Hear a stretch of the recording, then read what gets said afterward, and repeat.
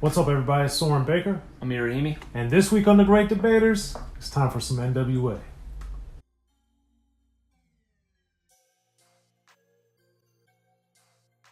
All right, everybody. Thanks for tuning in to The Great Debaters here on Unique Access. As always, please hit that subscribe button, like our content, share our content, talk about it, be about it, each one, teach one. We appreciate you guys' support. It enables us to keep coming back as often as possible with as many interviews and commentaries like this, The Great Debaters. So please hit that subscribe button. We appreciate it. Now, today on The Great Debaters, we're going into N.W.A's second album, Brothers for Life, or Xzibit, as Xzibit likes to refer to it to me.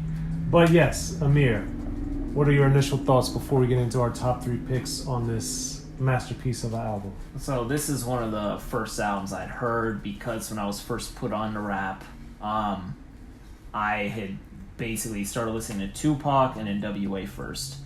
So N.W.A, I started off with Straight Outta Compton, and then this was the album after it. So I know obviously we had 100 Miles and Runnin' as a little bridge. However, when I first bought the album, it came it was the Priority repressed it. Okay. And they repressed it with the bonus tracks, which were the 100 Miles Runnin' EP. So I had Brothers for Life with the 100 Miles and Runnin' on it. So I kind of heard them all in one swing. Anyways, oh wow, it's really hard. I mean, 1991 is a year studded with incredible material. Every month you're just looking at a lot of great output. And this is also the year with my favorite album of all time, Death Certificate. I just have to shout that out there. It's 1991. Pay the respects. But Brothers for Life is one of those albums that just on production alone, you don't see albums like this. It's one of the finest albums produced that I've heard. It's incredible, and I just want to say that out before I even mention my first song. My first song, or first pick, would be the title track, Brothers for Life. And to be honest, I really like how the song structure is so unique that you get Dre and MC Ren providing multiple verses, but they're all shorter verses, than the standard 16. But you have Eazy-E with a fairly longer verse, but he only has one. You get the commentary in the beginning, and people kind of like it's all. And N.W.A does such a great job of this, Yella and Dre and just everyone involved in the scheme of things, how they know exactly how to pull certain audio clips to make the song that much doper, and they know how to lead it up, and then you hear like the heartbeat, and then you hear the person saying, fuck the brothers, and like all this other stuff, and then Dre says bullshit, and then you get into the song, and then, they're saying reasons why they're using the word, other reasons why society uses the word, and then some is like sarcasm, some is serious, and then it even says like MC Ren, just to get this fool like out of his car, it's like he shot the president. You get all these police around him, and then you get Eazy-E, who's like, I don't know if he's trying to be funny, but he just always happens to end up being like dropping funny lines, and he ends up mentioning he can pull down his pants and pull out a bigger dick. It's just like Eazy-E, of course, but it's just like an incredible song. The production on it, I love that beat, man, and that can really be said about any song on here, to be quite frank. But Brothers for Life is really, really good. And also shout out to Eazy-E for singing a little bit with his little jingle at the end of it, because that, I thought, sealed it off quite perfectly. But this song, I think, as far as the structure, as far as what they're saying, and they're saying the word so much, but on purpose, that's kind of the point. I think they do a great job getting the point across. So that's my first pick. Well, I love that song. It's not one of my picks, but it is a powerful piece. Now, mine is Real Brothers Don't Die, the first real actual song on the album. Ooh. And to me, this is Dr. Dre's best produced album. I think it's sonically, it's remarkable in its brilliance. And when I remember first hearing this song, Real Brothers Don't Die, and it, to me, deals with police brutality, and it just kind of kicks off this whole album in a way that lets you know they didn't fall off. Ice Cube left, but they're still a super potent, powerful group, and they're not to be messed with. And it's one of the things I love about Dre's rapping in particular is his like muscular, husky tone. And on Real Brothers Don't Die, his verse on here is just so powerful and so potent and so visual. And this was really, after 100 Miles of Running, our real introduction into the one time we got to really hear Eazy, Ren, and Dre dominating an album. And then Ren comes in about We Don't Die, We Multiply, and all the amazing visuals that they all put in. It's just this song to me is the feel of it, is to me the quintessential feel of this album, and really typifies the best work that N.W.A did. It's very forceful, it's very husky and masculine and muscular and confrontational, and it's incredible. Dude, I mean, and like you said, the muscular ness of Dre too is great. I think when he uses that flow, it sometimes shocks me a little bit, but I think Dre, I personally just love the way Dre raps, to be honest with you, so I always love to hear that. Now moving on to my second pick, you know, as I stated, this album, in my opinion, just the production is so incredible, obviously, and my second pick, Always Into Something, is clear proof to that. It's proof of that. This is just one of those tracks that I visit to more often than not. I listen to it probably on a monthly basis. The preferred setting would be probably like nighttime, perfect weather, windows down, system is bumping. And like I had said, or maybe I hadn't mentioned this yet, but I was talking to Soren about this, right? And we always talk about albums, you know, in the 90s and later, all times. But we'll listen to albums in 1991, just like listening to songs, and then we won't even change the dial on the volume knob. But then we put in any song from this album, and it's like the volume is automatically amplified, because that's just how crazy well produced and how crisp and just everything is that Dre and Michel'le did and everyone involved. It was just, to me, that's just one crazy thing to me. If you just listen to this album again, put it up against any other album from 1991, and just listen just on a production basis, that's crazy to me. It's wild. The mastering and the engineering is phenomenal. So yes. It's just crazy. So to talk about Always Into Something a little more, I kind of got so involved in the beat that for the longest time I didn't even know what they were saying in the song. You know what I mean? Like, I was just like lost in the beat. But I also like the contrast of Admiral Dancehall and how he's coming in the chorus a little bit, or like the little interludes you can say, and then at the end he's kind of doing like his crazy freestyle and he's kind of going off. But this is just one of those songs that just, if the beat doesn't take you in, I'd be shocked. Like, that's just crazy. And man, just one of those tracks that I always like to visit and listen to. So that's my second pick.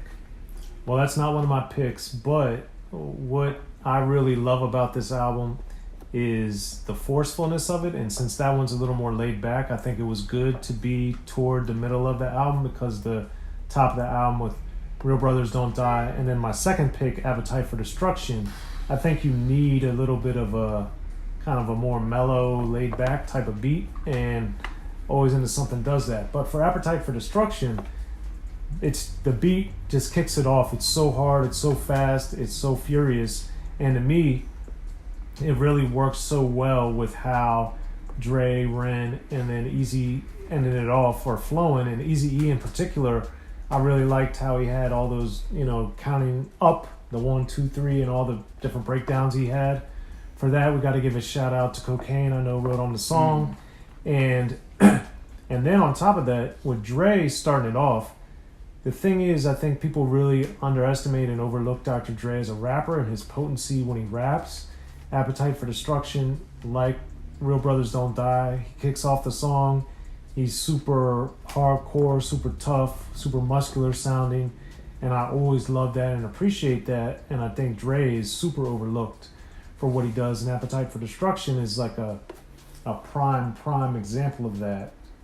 And then Ren comes in and does his thing to where he gets grossly overlooked for reasons, I guess, because Dre's the best producer of all time and Ice Cube's one of the most successful entertainers of all time, and Ren is just a phenomenal rapper and doesn't get enough shine, but Appetite for Destruction shows he can really deliver, and my third pick is going to show it even more. But what are your thoughts on this one?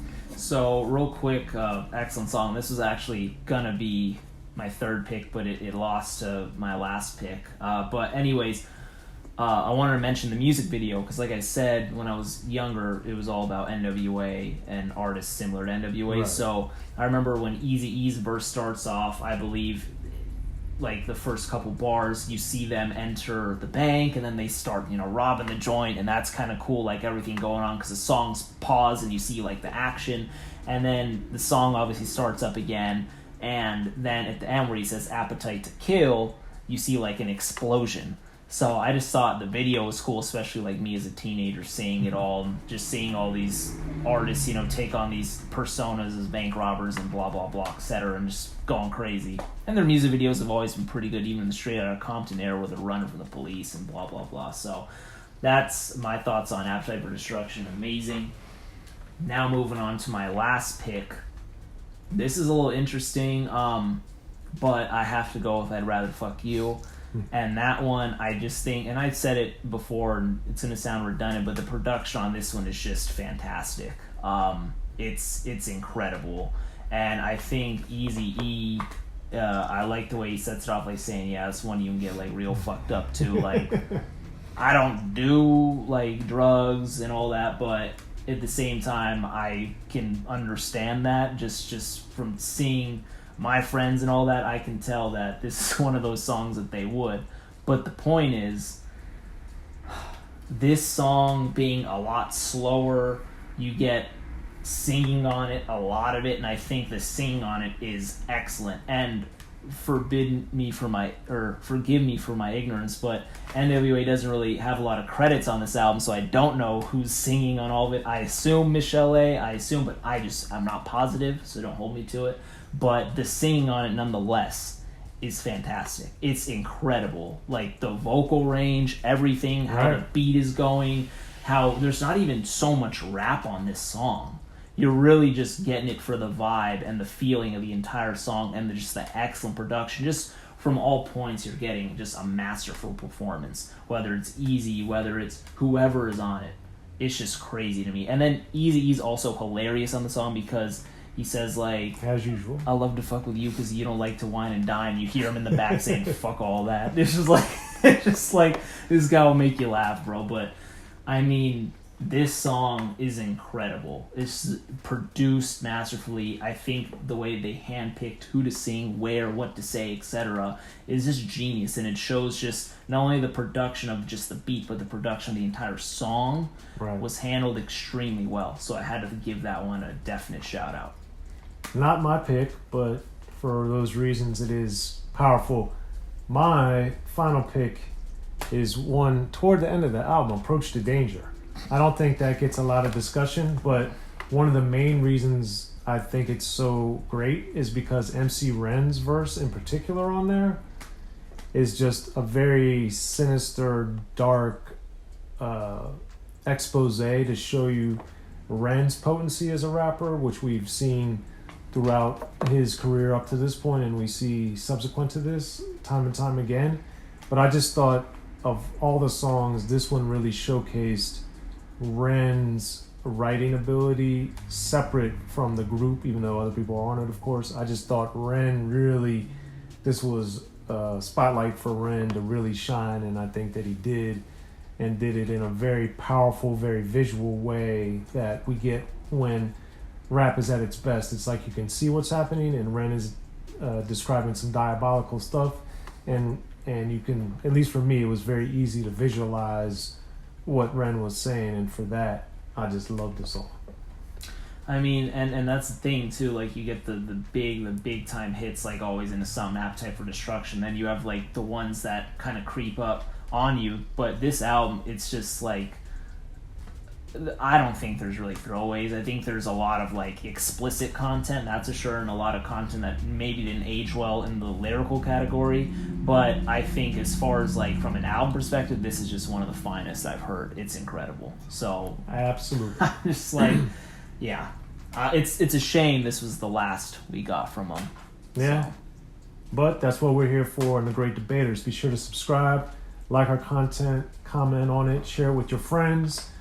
You got my 3 picks and Amir's 3 picks, so let us know what you guys think down there in the comment section. I'm Soren Baker. Amir, Rahimi. Appreciate it. Great Debaters, N.W.A.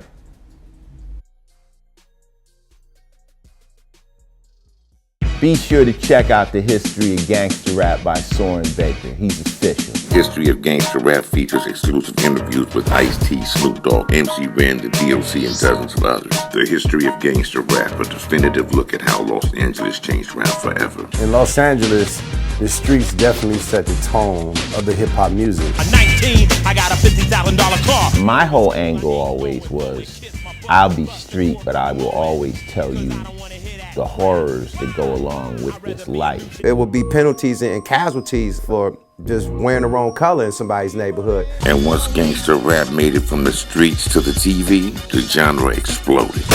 What's that 5 on your TV back with N.W.A?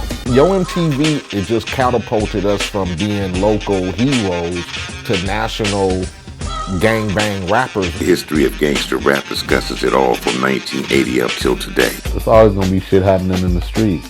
You know what I mean? So it's always gonna be something to talk about. The History of Gangster Rap in stores now.